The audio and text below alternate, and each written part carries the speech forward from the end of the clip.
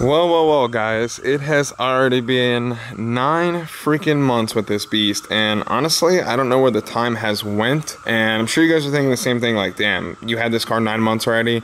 Fox Body, I got that thing in 2017, so we've had that for a minute, but I mean, I don't even know what to say. This car, time has been absolutely flying. Check this out, guys. I bought an E85 test kit, because I don't know if you guys remember me talking about at Ocean City. I got some bad E85, and I was thinking it was bad, but it reads around like E78%, 75-ish, or no, 75-ish. So probably like, it's like a hair under E80%. I don't know why I did that. I went to a brand new Rural Farms, got some fresh E85, and the car ran fine once I put it, like I stuffed the car with the E85, then I filled up the jugs, and then when I went to start it, it had a cylinder misfire code. I don't know what that was all about. I have a lot of you guys hit me up and ask me, do I regret buying this car? Should I have bought a GT500? Should I have kept the C8? And honestly, guys, I'm just a huge fan of all motor setups. I just feel like it's so much less stuff to go wrong. Having a boosted car is awesome, it's great, twin turbos, but I see so many other channels just literally non-stop fixing stuff left and right.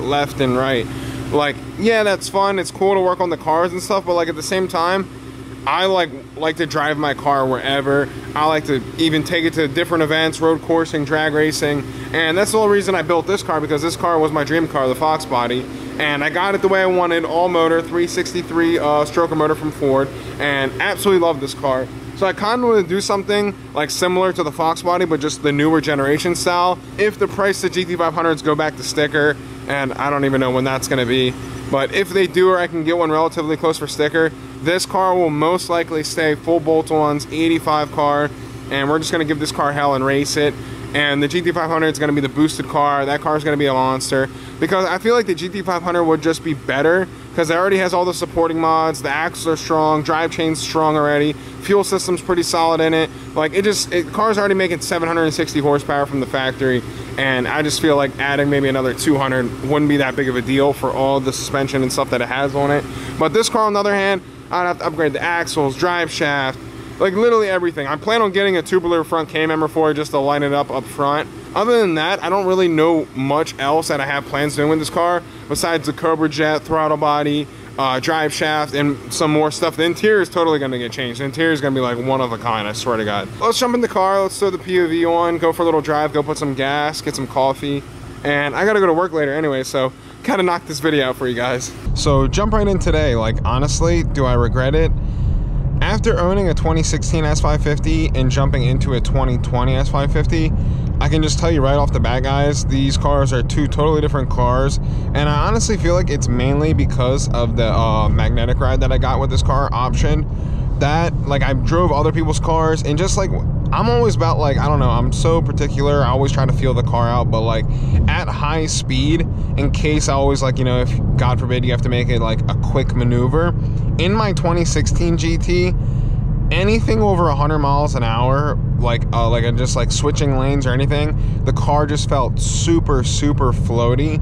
This one, since it has magnetic ride, once I just go to the modes and I can instantly just change it just like that. My mode, Sport Plus, and what's this one? For track use, manual. Oh yeah, that's just manual mode.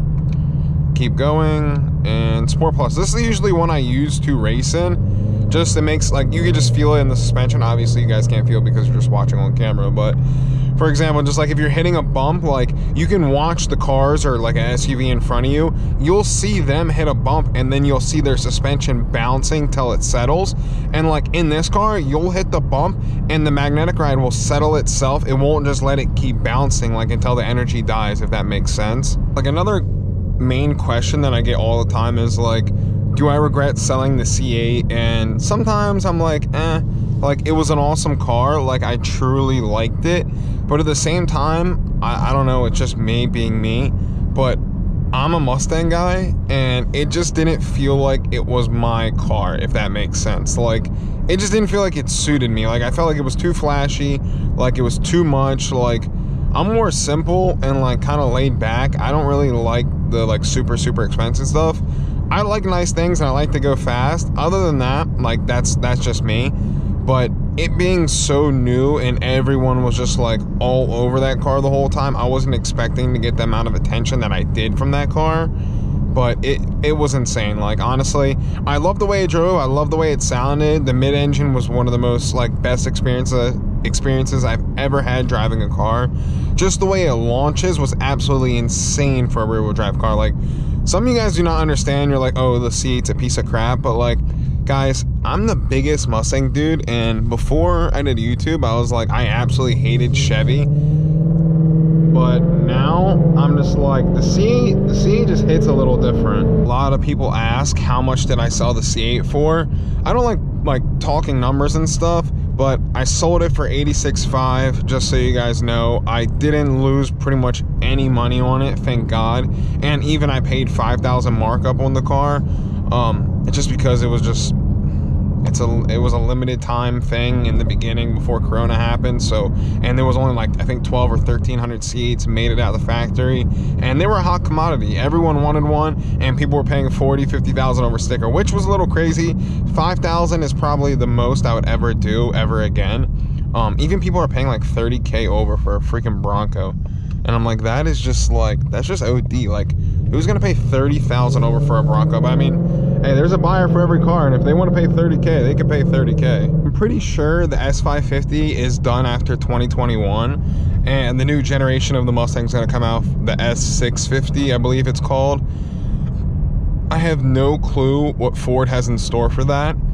I honestly wish, like, I mean, I'm probably speaking for the general public here. If Ford, Chevy, and Dodge, I mean, Dodge is pretty much doing anyway, just throw the biggest V8 you can put into it, and we'll have fun with it. Like, I don't really think we like all these gadgets and stuff. Like, they're nice, but honestly, if you guys build a car, and this is for Ford, Chevy, and Dodge, just build a car that can handle a stupid amount of power. We can all race the hell out of it, and it's just a good time all around. That is pretty much what everyone wants. $25, Jesus. I honestly think my left muffler is going bad. I keep hearing a tick from the flap, so I think the flap's gonna just get blown out any day now, honestly. I think I got on it one time by accident, and the flap was closed, so I think that could have like just knocked it out of place a little bit, just because all the pressure just rushing to it, and it's like trying to hold it back, and I don't think it's that strong enough to hold it back, even though I have headers and everything, so it's just like so much more air flowing. So like I was saying before, guys, with this car, I'm absolutely in love with it. Honestly, the S550, I just feel like is just like, every generation has a platform of Mustangs that they grew up with and watched, and I just felt like the time that I really, really wanted a Mustang, it was either this or a Fox body. Oh, S550, that was an EcoBoost. And I was like, you know what? I really wanted the S550, and I just think it's one of the best platforms out there to build. The aftermarket world for these cars are absolutely insane.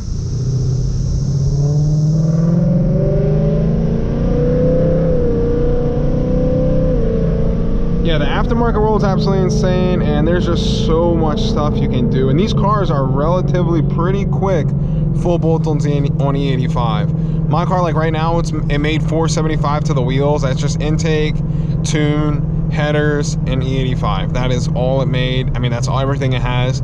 Once I put the Cobra Jet and carbon fiber drive shaft, they say carbon fiber drive shaft is like picking up about 5 horsepower on the dyno, because I think it's like 20-25 pounds less of rotating mass. And rotating mass, it adds up a lot. Like, that is an extreme big difference. You gotta think, less 25 pounds or 30 pounds, however much it may be, spinning, that's a huge difference. Car's probably even gonna rev out a little. So guys, drop a comment, let me know what you guys think, what I should do. Should I boost this car? Should I just wait, pay it off a little more, get a GT500, start the build on that? Because I mean, they're gonna look the same, but this one's just all motor beast, and then I want the GT500 to be a boosted animal. To get back on the topic of like what the whole video was based out of, 9 months of owning the S550, some things I like, some things I dislike. I mean, just all around, I wish I could have another one of these just to daily drive, because I just love daily driving a Mustang. That's what I first started daily driving, besides the F250 that I got given to drive. But this car, it's just a comfortable car to drive. It's fun to drive, it's easy, decently good on gas, and it just sounds so good. And they're extremely, extremely reliable. Like on my 2016, had 0 problems, 0 complaints with that car.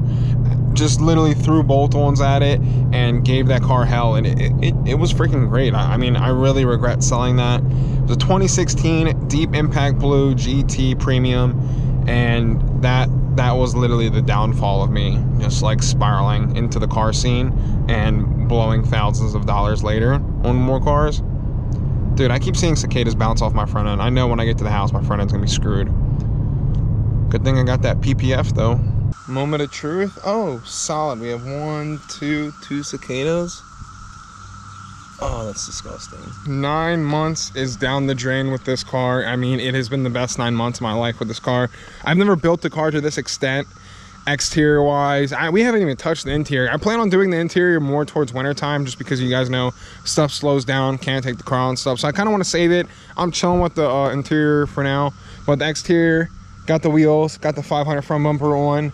I maybe want to change something up the side skirts. I don't know. That's the possibility. If you guys have anything in mind or what you guys want to see done in this car, drop a comment. Spoiler's definitely going to get changed. I don't know how I feel about this wicker bill.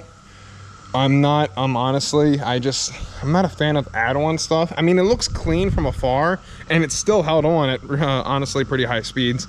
It's held on, it's super sticky, but at the same time, it just doesn't look flush. I like everything to look smooth. I like it to look factory. I don't like stick-on add-on pieces.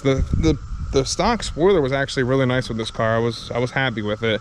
I might take it off, you know. If someone wants it, drop a comment, let me know. Hit me up on Instagram. I'll probably sell it to you. So I just bought new tires for the car also. I forgot to show you.